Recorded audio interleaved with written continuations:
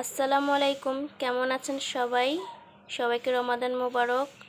যেহেতু সামনে গরম চলে আসতেছে, তাই গাছের ডালপালাগুলো এখনই ছেটে রাখা ভালো।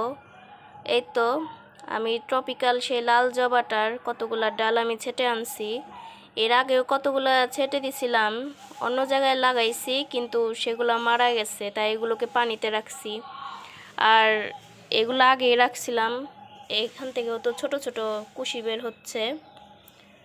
ফুলটা দেখাই আপনাদের, এই যে এই ডালের, এই তো এটাই সেই ফুল।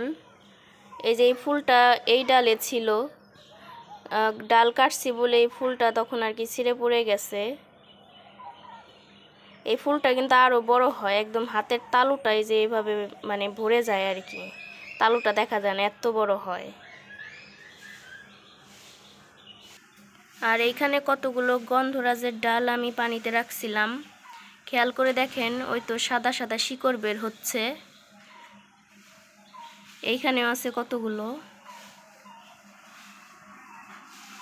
আর এইখানে আমি কতগুলো রেন লিলি গাছের বাল্ব বসাইছিলাম, সারা বারান্দা ছেয়ে ফেলছি ডাল বসিয়ে।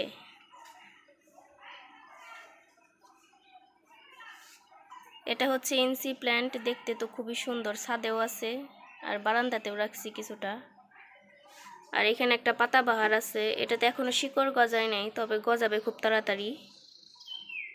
ধন্যবাদ সবাইকে, আজকের ভিডিওটা এই পর্যন্তই। আল্লাহ হাফেজ।